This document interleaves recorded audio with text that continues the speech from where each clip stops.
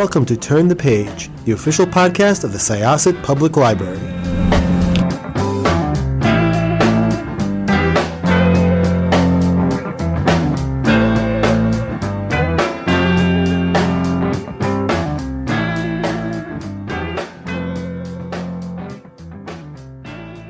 Hello, everyone. Welcome back to Turn the Page.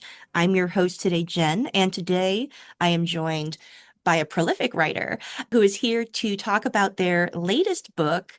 It is such a lovely and affirming book, a very pleasant and delightful read. If you're feeling stressed and you want something that's very optimistic, it's really lovely, and I'm so excited to talk about it. So welcome. Could I ask you to introduce yourself and your book, please? Yeah, hi. I'm Rhys Bowen, and I've written over 60 adult books now.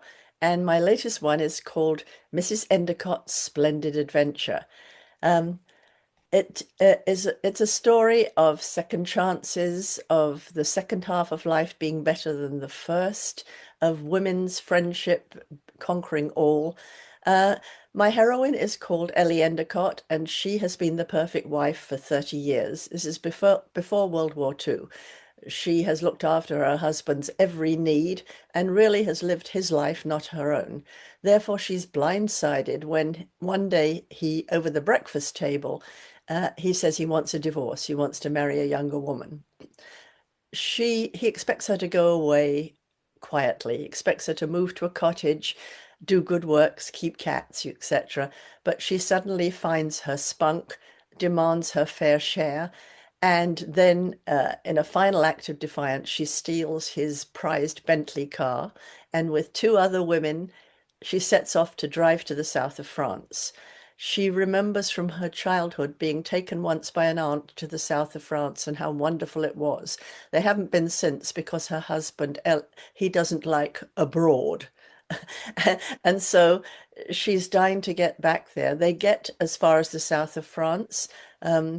Some adventures happen along the way that I'm not going to tell you. But when they get there, the Bentley starts to hiss and steam. They're in the middle of nowhere in a mountainous region. There's no habitation in sight, but they see a little sign off to one side saying Saint-Bonnet. So they try this tiny little road that goes down the mountain. It comes out on the coast to a beautiful little fishing village with cliffs on either side, pretty little boats bobbing, and Ellie thinks, oh, I've never seen anything as lovely. At that moment, the Bentley gives a final hiss and dies. And there they are in this little village. They expect to stay just till the Bentley is mended, but there are three women now in the car, and they all think, why should we go anywhere else? So a whole new life develops here. And if I told you the whole book was lovely and happy and nothing bad happened, you'd be rather bored. But if I tell you that the year is 1938, so of course by the time they've settled in, it's the beginning of World War II. And they all have to make decisions. Do we go back to England? There's nothing to go back for.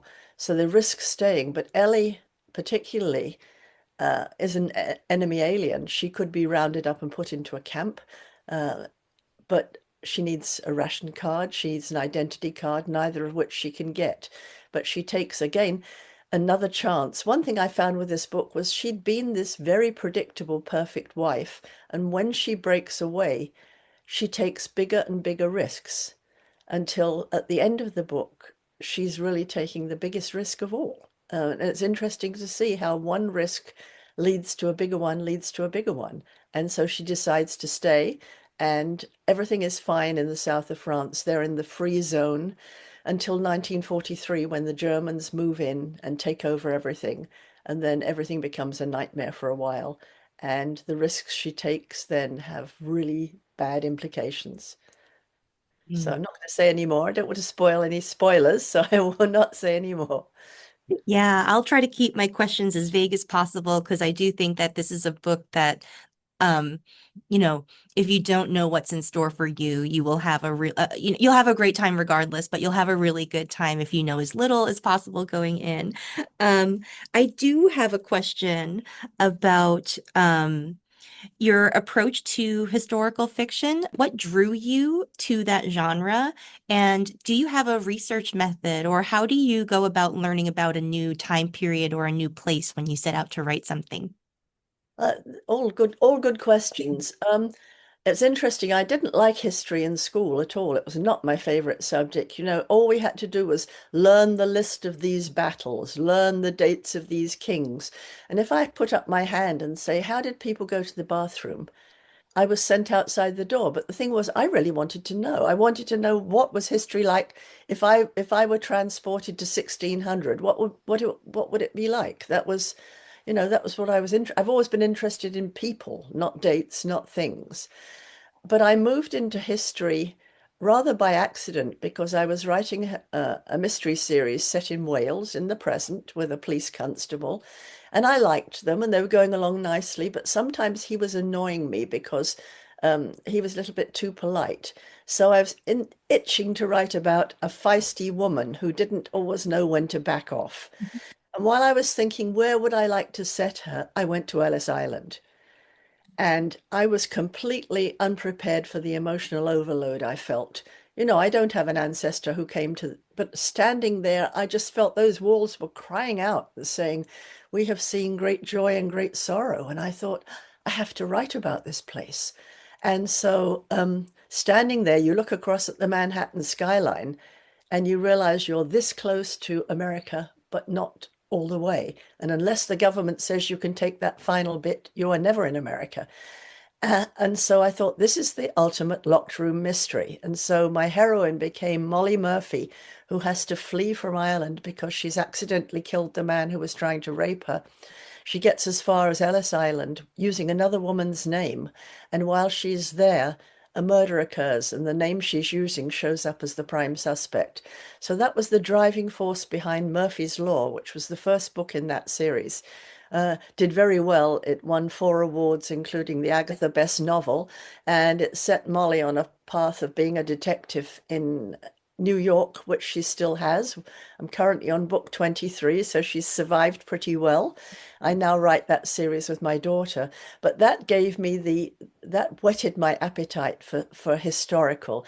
If you write a modern mystery, a modern murder mystery, you have all of these forensics to go with you. You have CSI, blood spatters, everything, and it becomes rather clinical.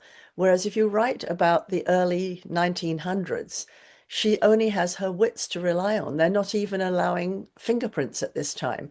And also so many lovely motifs in the past. I love another, but I am not free. I am the true heir to the fortune. All those things can be taken care of so easily now and couldn't then. An unmarried woman who was expecting a child, that was a death sentence. And so the heightened emotion of writing about the past really appealed to me. And then, of course, I started my next series, which was The Royal Spyness. And I did that because each time it's been by accident. My publisher was saying, "We really can't break you out until you write us a big, dark standalone." And I kept thinking about child molesters and serial killers and terrorists. And I thought, I don't want to spend 6 months with these people. So then I thought, what's the most ridiculous heroine I could possibly come across with? How about if she's royal? But she's penniless, and it's the 1930s, that wonderful time poised between 2 world wars, with the characters like Mrs. Simpson and Noel Coward and Chanel. And so I started writing in the first person, really a stream of consciousness, sent it to my agent who loved it, sent it to my editor who went, "No, this wasn't what we wanted at all." So it was sent out to other publishers, one of whom bought it, and it immediately became quite popular. And I'm up to book, is it 19 in that series now? And I love to write them because they're light, they're funny, there's quirky characters. I mean, if you imagine P.G. Wodehouse in many ways meets Agatha Christie. So I love writing those books because they are fun and the characters do silly and ridiculous things. But there's this underpinning of growing danger in the world. We learn about, in the early ones, we learn about Hitler and that silly little man with his moustache, he'll go away soon. And gradually we realize things are getting more and more serious in Europe. So we do have that background worry going through the books, which we're now up to 1937. And obviously things are getting more serious. So I don't know how long I can keep up that series. If we move into World War II, how can you have a funny series when things are so really awful? So I'm thinking about that. So I then had ideas. I think I've always been fascinated by World War II. I was born right towards the end of it. I don't remember much about it myself, but it must have colored my psyche in a way because, there were searchlights and bombs and things, which I, in my subconscious, I know about. And it was the last time when there was a clear feeling of good versus evil. And that feeling that if we don't all play our part, evil will swallow up the world. The other thing, too, I wanted to write about was that so many books came out after the war that were all about men being brave. I escaped from Colditz. I was in this submarine. Nobody said women were brave. And gradually, these stories have come out about not only did women keep the home fires burning at home, but they did incredibly brave things in the background.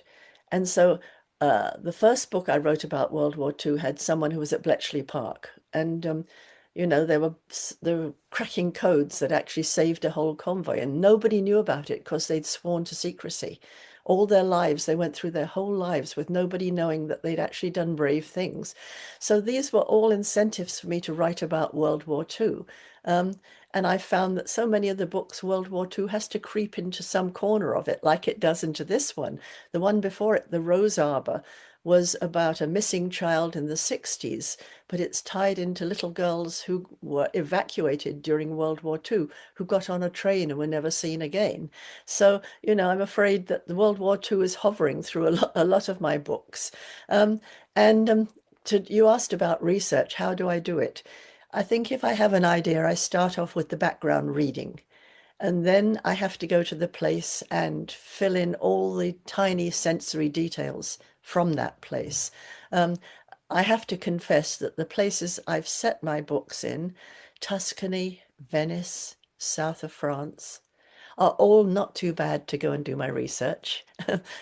I quite, one does have to suffer from one's craft, and you need to know all about all the bistros and what the local wine is called. And but you can't really bring someone into a place. I never want to tell you about the past. That's my whole modus operandi as a writer. I'm not telling you about this is what it was like in 1935. This is what it was like in 1942. I want you to think, oh my God, I've been transported to 1941 in Tuscany. That is my whole aim. And to do that, you need to know all the little details that are going to take you into a place like this. So I never write a place I haven't been to before, but I go back to it and I sit there and, I sit there having a coffee in a plaza thinking, what am I hearing now? What am I smelling now? It was interesting for the Venice sketchbook. I went to the library of the Korea Museum, and they have an antique library. And I said, I want to know about Venice right before World War II and how they treated the Jewish people. So they put me in this room and they kept bringing me all the two librarians bringing me these piles of books, and the piles got higher and higher until there's a complete bastion around me. And of course, they're all in Italian and they're all this thick. So I started wading through, and luckily my husband was with me, so I found relevant pages. Then I took pictures I handed them to my husband, who took pictures of them. And in the end, I had to say to the librarians, you are being so wonderful, but grazie basta, that's really enough. Um, and so then, that was my background research to know what Venice really thought about how you treat Jewish people before World War II and what they might have done to aid or abet Mussolini when the war started. So I knew all that before I started to write. And then I was in Venice, and then I took in all the details. And that's what I did with this book. I did my research. I found out about how the resistance might have smuggled away Jewish Jewish men, particularly when they were ordered to round up Jewish men.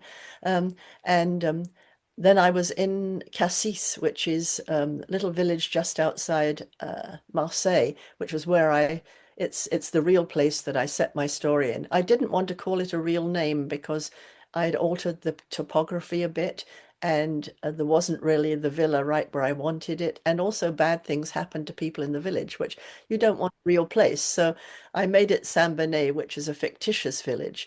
But then I went back there before I wrote the book and did all the lovely things that one has to do, just sat there at a cafe with a crepe in front of me, taking in the scenery, going to the market. I love markets when I'm in Europe, a whole stall that's got 100 different cheeses and a whole stall that just have olives, that it's just an overwhelming feast for the senses. So I hope to bring that to life when I write the books. So I think that was a fascinating point, and it links up very nicely to your earlier point about, writing historical fiction to get past, narratives of events and the names of great men. How often doing that then lets you include women's stories, um, and lets you immerse yourself in that everyday experience, because sitting in an open air cafe eating a crepe and looking at the vegetable and cheese stalls, that could happen in 2025, but it also could have happened very, very similarly 80 years ago. So Well, I think one of the great things about going to these places like Venice, like Tuscany, like the south of France, is that not much changes. And I taught a writing workshop in a little town in Tuscany for several summers. And while I was there, I talked to people. The first one came out in 2016. I talked to people whose grandparents did remember what it was like during the occupation and the war. So I was able to get some first-hand accounts too. So that's really important. The thing with writing history is there aren't many people around who can tell you what it was like. Um, I suppose that's why I'm drawn a lot to the 1930s, because it's my mother's generation, it's my grandmother's generation, and they can tell me exactly what it was like at the beginning of the war or what it was like when everybody learned about Mrs. Simpson. I can get first-hand accounts, which makes it much more real. goodness. So I'd love if you could talk a little bit, just before we go, about the three women at the center of the story, Ellie, Mavis, and Dora, without revealing too much. But something that I've seen you say elsewhere is that in their time period, these three women would not have been close friends or equals. I'm wondering if you could talk a little bit about that and, the differences that both separate them initially, but then bring them together as the story goes on.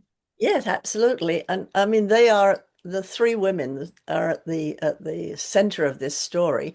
And if you look at Ellie's life before this, she doesn't really have close friends. Everyone they entertain is Lionel's business associate or friends, and she doesn't have the sort of person apart from her cleaning lady. I mean, I think her cleaning lady, without realizing it, is a friend all along. But in England at that time, particularly, there's such a huge class barrier that there's no way that she could have had her cleaning lady to dinner. And you notice in the book, the first defiance is when she takes her cleaning lady out to lunch. This probably would, if they were sitting in a local cafe, people would walk past and go, "Oh my God, do you see who she's sitting with? She's sitting with a cleaning woman." So England at that time was really class-ridden.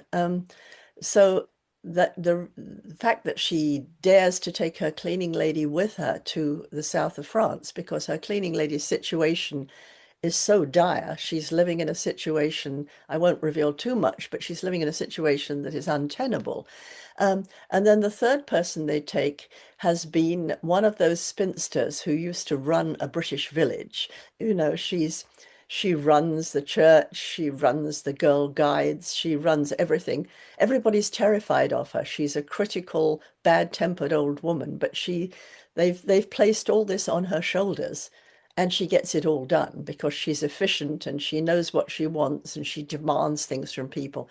So she is someone that Ellie would never have taken with her. I mean, who'd want to be stuck in her presence if she was going to be critical all the time? But she gives such a good reason why she wants to go that Ellie can't say no. And so the three of them, these people who would never have spoken to each other in or socialized in real life, set out together for the south of France.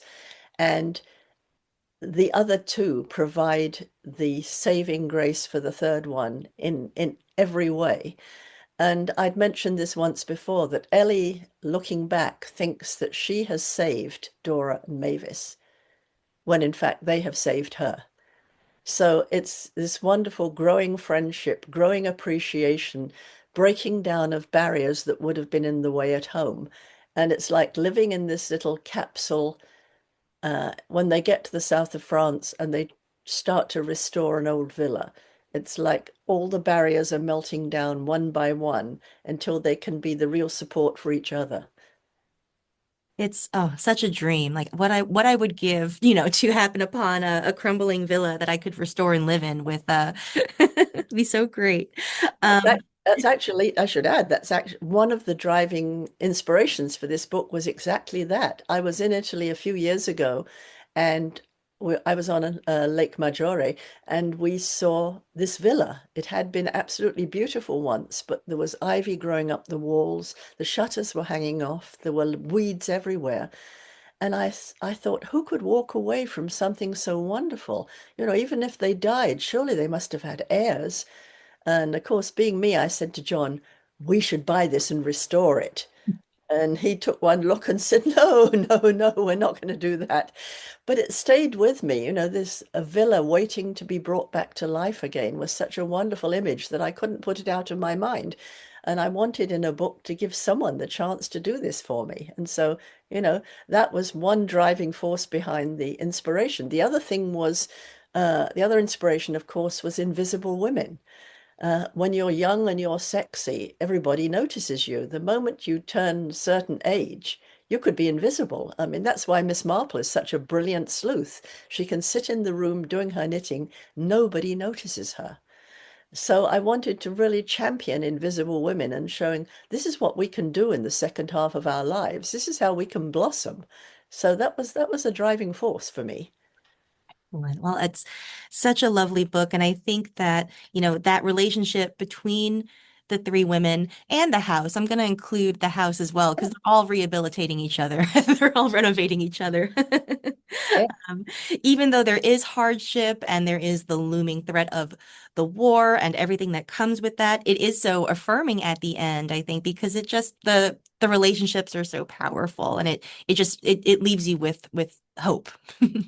Yeah, thank you. That's what I wanted. I mean, obviously there are very tragic things that happen in the book, and there are times when perhaps you're going to cry when you read it. But uh, there is hope at the end, and there's a lovely, lovely twist which I enjoyed writing in the last chapter, which I will tell you nothing about now.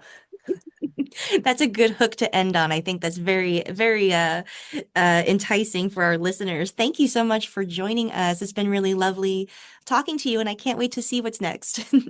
Thank you so much. I've enjoyed it too. All right, listeners, please check out Mrs. Endicott's Splendid Adventure. Absolutely lovely. I think it's a great book for your book club, for your friends who are readers for the holidays. Just pick this one up. It's lovely. All right, it is time to close this chapter. We'll see you next time. It's time to close this chapter of Turn the Page. Join us for the next episode.